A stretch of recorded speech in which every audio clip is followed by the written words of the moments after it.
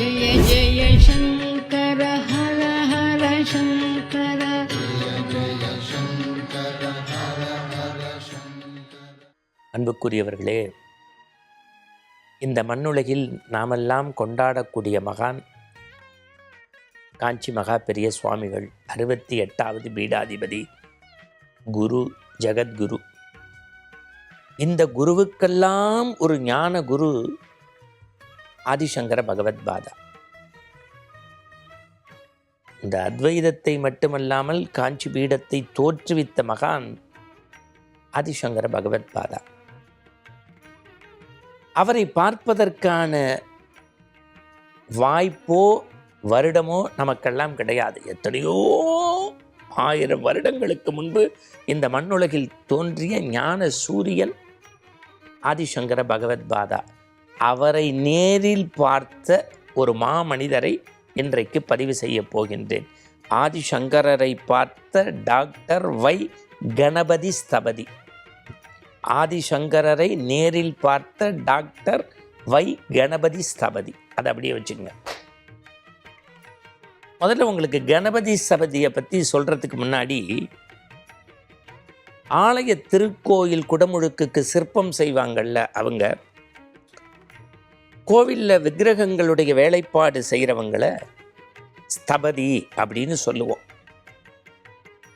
இந்த ஸ்தபதி அப்படிங்கிறது ரொம்ப எளிமையான காரியம் இல்லை. அவங்களுக்கு ஆகம விதி தெரிஞ்சிருக்கணும், சிற்ப சாஸ்திரம் தெரிஞ்சிருக்கணும், சில சமயங்களில் சமஸ்கிருதம் படிச்சிருப்பாங்க. பெரிய ஒரு பாண்டித்யம் இருக்கிறவங்களால் மட்டும்தான் இந்த ஸ்தபதி பணியில் அந்த மின்னுமிலிருந்து ஜொலிக்க முடியும். அப்படி ஜொலித்த மனிதர்களுள் மணிமகுடமாக திகழ்ந்தவர் டாக்டர் வை கணபதி ஸ்தபதி. இந்த கணபதி ஸ்தபதியை பற்றி உங்களுக்கு சொல்லணும்னா ஒரே வரியில், நமக்கு தமிழ்நாட்டினுடைய தலைநகர் சென்னையில் வள்ளுவர் கோட்டம்னு இருக்குது. அந்த வள்ளுவர் கோட்டம் உங்களுக்கு தெரியும், கருங்கல்லால் உருவாக்கப்பட்ட அந்த தேர்லாம் அப்படியே இருக்கும். திருக்குறளை மையப்படுத்தி உருவாக்கப்பட்ட அந்த வள்ளுவர் கோட்டத்தை நிர்மாணித்த பெருமை கணபதி ஸ்தபதிக்கு உண்டு. தமிழகத்தினுடைய அடையாளங்களில் ஒன்றுன்னு சொல்லக்கூடிய தென்குமரியிலே செம்மாந்து இருக்கு பாருங்க. 133 அடி, 1330 குறள், 133 அதிகாரத்தை படித்த அந்த வள்ளுவனை அடையாளப்படுத்தி அந்த செம்மாந்த அந்த சிலை தென்குமரியிலே நிறுவிய பெருமை கணபதி ஸ்தபதிக்கு உண்டு.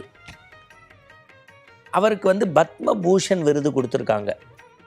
அப்போ எப்பேற்பட்ட அந்த ஸ்தபதி துறையில் எல்லாவற்றையும் அறிந்தவர், தெரிந்தவர், புரிந்தவர், ரொம்ப பக்குவப்பட்டவர், பெரியவருடைய அன்புக்கு பாத்திரமானவர்கள். அவர்களுடைய குடும்பம் வாழையடி வாழை என வந்த திருக்கூட்டம் மாதிரி அந்த கணபதி ஸ்தபதியினுடைய இன்றைய 3வது 4வது தலைமுறை கூட பெரியவா தான். அவங்க குடும்பம் ஃபுல்லாக பெரியவா படத்தை வச்சு தான் வணங்குறாங்க. இப்போ கொஞ்சம் பின்னோக்கி உங்களை கொண்டு போகிறேன். கணபதி ஸ்தபதியினுடைய தந்தையார் வைத்தியநாத ஸ்தபதின்னு பேர். பெரிய பாண்டித்யம் பெற்றவர். இந்த ஸ்தபதி கல்லூரியில் முதல்வராகவும் இருந்தவர். 1957 அவருக்கு ஒரு வகையான வாத நோய் வந்துருச்சு. அதுக்கு பார்க்காத வைத்தியம் இல்லை, போகாத கோவில்கள் இல்லை. ஆனால் இந்த கணபதி ஸ்தபதியினுடைய மனசில் அப்படியே நெருஞ்சி முள் மாறி நம்முடைய தந்தையார் எத்தனை திருக்கோவில்களுக்கு பார்த்து பார்த்து எல்லாம் செஞ்சுருப்பாங்க. இப்படி அவர் இந்த நோயினால் கஷ்டப்படுறாருன்னு சொல்லி ரொம்ப நெருடலாக இருந்திருக்கார்.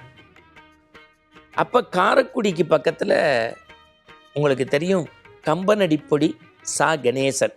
அவர் யாருன்னா கம்பன் கழகங்களை தோற்றுவித்தவர். இந்த மண்ணில் பெரிய காந்திய சிந்தனை கொண்டவர். மேலாடை அணிய மாட்டார், ஒரு கதர் துண்டு தான் போட்டிருப்பார். பெரியவா மேலே மிகுந்த பக்தி கொண்டவர், பற்று கொண்டவர், அவரையினுடைய சிறப்புகளை அறிந்தவர், தெரிந்தவர். கணபதி ஸ்தபதியும் கம்பனடிப்படியும் சந்திக்கிறாங்க. இந்த பெரிய சான்றோர்களுக்கு தான் இந்த செய்தியெல்லாம் தெரியும். ஆனால் ரொம்ப 12 காலத்திற்கு முன்பு நடந்தது. அவருடைய வழிகாட்டுதல் பேரில் பெரியவரை சந்திக்கிறாங்க. எங்கே பார்க்கலாம்னு இளையாத்தங்குடி, அது இந்த காரைக்குடி, பிள்ளையார்பட்டி, திருமயம் இதுக்கு நடுவில் இருக்குது இளையாத்தங்குடி, புதுக்கோட்டைக்கும் பக்கத்தில். அங்கே போய் பெரியவரை பார்க்கறதுக்கு கணபதி ஸ்தபதி போகிறார். மாலை நேரம் ஆயிடுச்சு. அவர் வந்த விஷயத்தை உள்ளே இருக்க பெரியவாள்கிட்ட சொல்கிறாங்க. அப்பயே 8 மணிக்கு மேலே இருக்கும். பெரியவா இருக்க சொல்லு அப்படின்ட்டார். திடீர்னு அப்படி ஒரு 10 மணி போல் வரார். இவர் நெடுஞ்சாங்கடையாக நமஸ்காரம் பண்ணுறார்.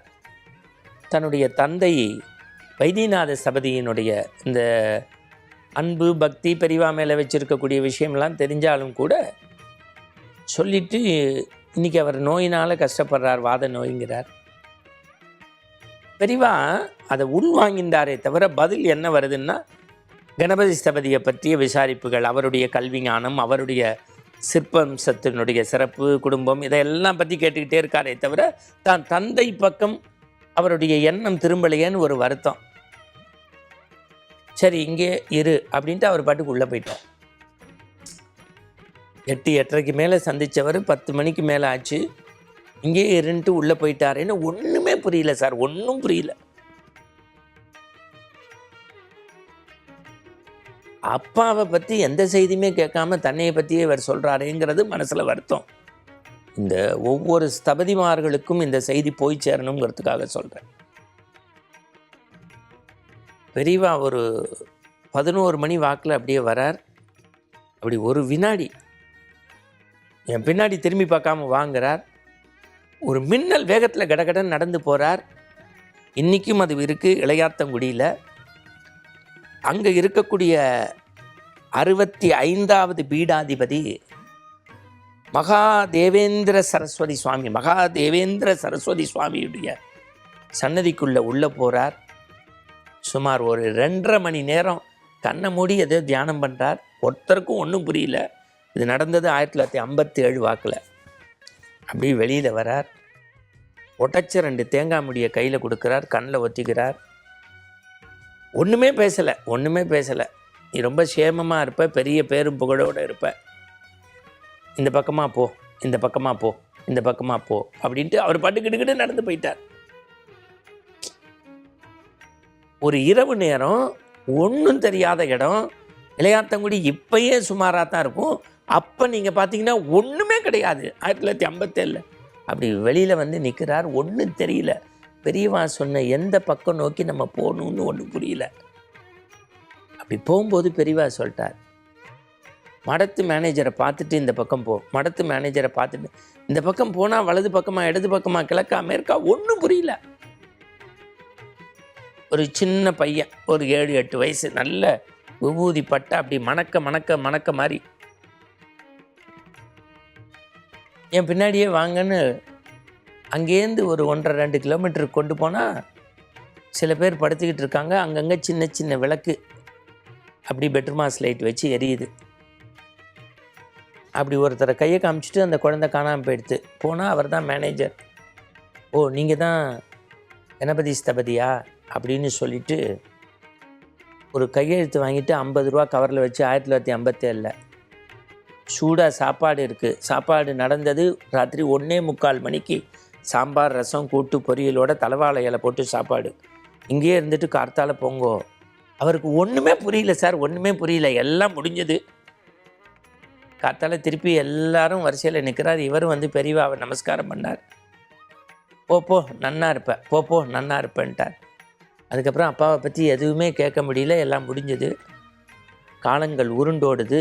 காஞ்சியில் கணபதி ஸ்தபதி பார்க்க போகிறார். பல விஷயங்களை நினைவு கூர்ந்து பேசுகிறார். அப்போ பெரியவா முதல்ல நீ அப்பாவுக்காக என்னை பார்க்க வந்த, அது கர்ம வினை, அது ஒன்றும் செய்ய முடியாது. பிராயத்த கர்மம்னு பேர். பிறவியில் நடந்த அந்த கர்மா, அதை அனுபவித்து தான் போகணும்.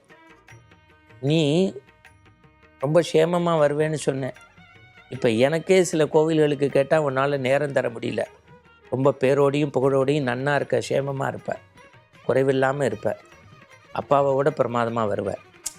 அந்த பெரியவாளுடைய ஆசீர்வாதம் எல்லாம் வாங்கிட்டு அப்பானால தான் நான் அங்கே வந்தேன் அப்படிங்கிற வார்த்தையை சொல்ல போகும்போது பெரியவா சொல்லியிருக்கா.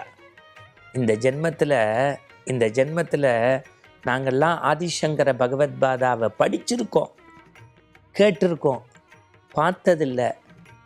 உனக்கு தான் ஸ்தபதி அந்த குடுப்பினை இருக்குது. அன்றைக்கி இளையாத்தங்குடியில் சங்கரர் தானே உன்னை வழி நடத்தினார்னு உள்ளே போயிட்டார். அன்றைக்கி அந்த 7-8 வயது சிறுவனா திருநீர் பூசி அந்த இருட்டுக்குள்ளேருந்து கொண்டு போய் மேலாளர் கையில் வெளிச்சத்தில் ஒப்படைச்சிட்டு போனவர் ஆதிசங்கர பகவத்பாதானா. அந்த கணபதி ஸ்தபதிக்கு எப்பேற்பட்ட பெரும் பேரை, பெரும் பாக்கியத்தை இந்த மண்ணுலகில் மகாபெரிய சுவாமிகள் நேரில் தந்திருக்கிறார் என்பதை சொல்லுகின்ற போதே உடம்புகளில் அப்படியே ஒரு விதமான ரசாயன மாற்றம் வருகின்றது. இன்றைக்கும் அந்த குடும்பம் பேரோடும் புகழோடும் செல்வ செழிப்போடும் இருப்பதற்கு காரணம் பெரியவருடைய ஆசிர்வாதமும் உந்து சக்தியும். மீண்டும் நாளை சந்திப்போம். வணக்கம்.